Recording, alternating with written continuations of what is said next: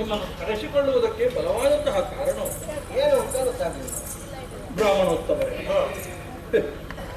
ನಡೆದಂತಹ ದುಸ್ಥಿತಿಯನ್ನು ನಿಮ್ಮಲ್ಲಿ ಹೇಗೆ ಅಂತ ನಾನು ಕೇಳಿದೆ.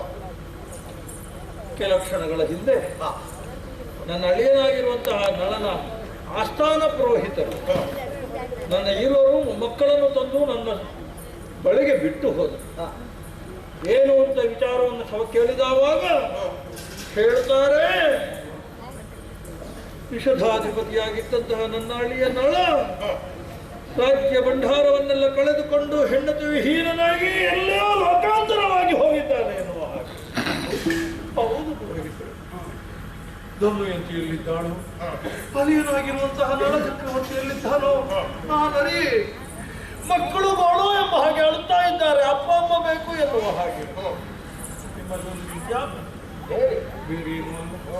ನನ್ನ ಮಗಳಾಗಿರುವಂತಹ ದಮಯಂತಿ ಈ 3 ಲೋಕಗಳಲ್ಲಿ ಎಲ್ಲಿಯೇ ಇರಲಿ, ತಾವೊಮ್ಮೆ ಹಾಗೆ ದೇಶ ದೇಶಾಂತರವನ್ನು ಸುತ್ತಿ ಅವಳ ಇರವನ್ನ ಪತ್ತೆ ಹಚ್ಚಿ ಒದಗಿಸಿಕೊಡ್ಬೇಕು ಅಂತ ನಾನು ನಿಮ್ಮ ಪದತಲಗಳಲ್ಲಿ ವಿಜ್ಞಾಪಿಸಿಕೊಳ್ತಾ ಇದ್ದೇನೆ. ಇಷ್ಟು ಯೋಚಿಸುವುದು ಬೇಡ. ಮತ್ತೆ ಯಾಕಂದ್ರೆ ದಮಯಂತಿಯನ್ನು ನಾನು ಬಾಲ್ಯದಿಂದಲೇ ಕಲ್ಲವ. ಹಾಗಾಗಿ ಈ ಕೆಲಸಕ್ಕೆ ನೀವು ಇಷ್ಟೊಂದು ಬೇಡಿಕೊಳ್ಳುವುದು ಅಗತ್ಯವಿಲ್ಲ. ಖಂಡಿತವಾಗಿಯೂ ನಾನು ಸ್ವಾಮಿ, ಈಗ ನಿಮ್ಮನ್ನು ಈ ಕಾರ್ಯದಲ್ಲಿ ತೊಡಗಿಸಿಕೊಳ್ತಾ ಇದ್ದೇನೆ ಎನ್ನುವ ಹಾಗೆ ಅನ್ಯತಾ ಭಾವಿಸಿಕೊಳ್ಳ. ಒಂದು ವೇಳೆ ನನ್ನ ಮಗಳ ಸಂಸಾರವನ್ನು ನೀವು ಖರೀದಾರಿಗೆ ತಂದ್ರೆ ಇಂತಾದರೆ ನನ್ನ ದೇಶದ ಅರ್ಧ ಭಾಗವನ್ನೇ ನಿಮಗೆ ಕೊಡ್ತೇನೆ. ರಾಜ್ಯದಾಶೆಗಲ್ಲದಿದ್ದರು ಮತ್ತೆ ನಿಮ್ಮ ಮಗಳನ್ನು ಒಂದುಗೂಡಿಸಬೇಕನ್ನುವಂತ ಉದ್ದೇಶದಿಂದ ಈ ಕಾರ್ಯ ಮಾಡ್ತೇನೆ. ಹಾಗೇ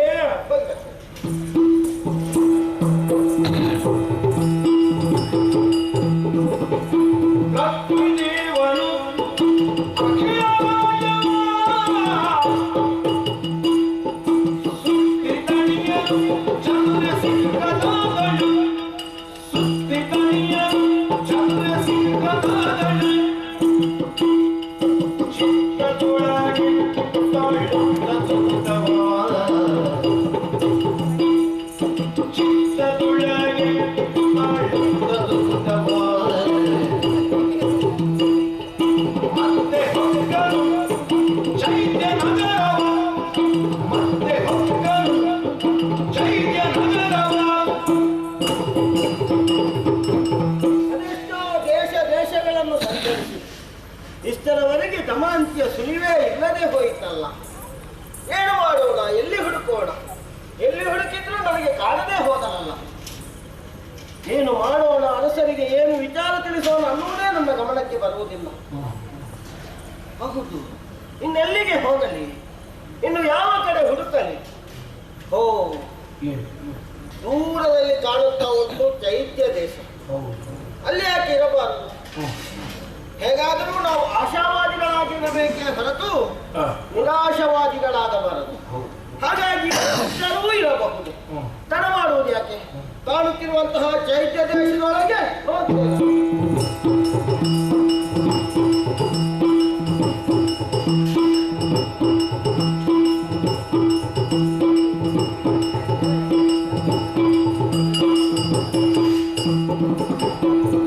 ವಂದಿಸಿಕೊಂಡಿದ್ದೇನೆ ಪುರೋಹಿತರು. ಸಂತೋಷವಾಯಿತು. ನಮ್ಮದಾದಂತಹ ಚೈತ್ಯಾದೇಶಕ್ಕೆ ಪುರೋಹಿತರೊಬ್ಬರ ಆಗಮನವಾಯಿತು ಎಂಬ ಹಾಗೆ ಆಯಿತು. ನಡು ಮಧ್ಯಾಹ್ನದ ಹೊತ್ತು ಈ ಸಂದರ್ಭದಲ್ಲಿ ನಮ್ಮದಂತಹ ಈ ಅರಮನೆಗೆ ಯಾರೇ ಬಂದರೂ ಕೂಡ ಆತಿಥ್ಯವೆನ್ನುವುದು ಸ್ವೀಕರಿಸಲೇಬೇಕು. ಅದರಲ್ಲೂ ಮಧ್ಯಾಹ್ನದ ಹೊತ್ತು ಎಲ್ಲರೂ ಊಟ ಮಾಡುವಂತಹ ಹೊತ್ತು ನಿಮಗೂ ಒದಗಿಸಬೇಕು ಎಂಬ ಹಾಗೆ ಮನಸ್ಸು ಇಚ್ಛಿಸುತ್ತಾ ಇತ್ತು. ನಿಮ್ಮ ಏನಾದರೂ ಅಭ್ಯಂತರವಿದೆಯೇ? ಮಹಾರಾಣಿ, ಸಂಧ್ಯಾ ವಂದನೆಗಳನ್ನು ಮುಗಿಸಿ ಬಂದವನೇನು?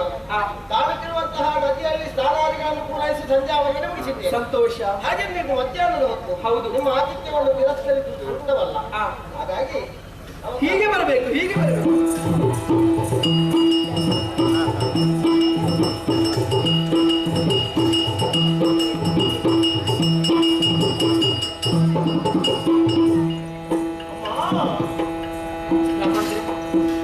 ಊಟದ ಬಗ್ಗೆ ಯಾವುದೇ ಭಿನ್ನಾಭಿಪ್ರಾಯ ಇಲ್ಲ. ನಮ್ಮ ಈ ನಾಡಿನಲ್ಲಿ ಊಟಕ್ಕೆ ಯಾವ ಕಾರಣಕ್ಕೂ ಕೊರತೆ ಮಾಡಿದವರಲ್ಲ. ಅದರಲ್ಲೂ ಕಿಂಚಿತ್ತು ಸೇವೆ, ಅದನ್ನು ಯಾವ ಲೋಪದೋಷವೂ ಇಲ್ಲದ ಹಾಗೆ ರುಚಿಕರವಾದಂತಹ ಊಟ. ಸಂತೋಷ.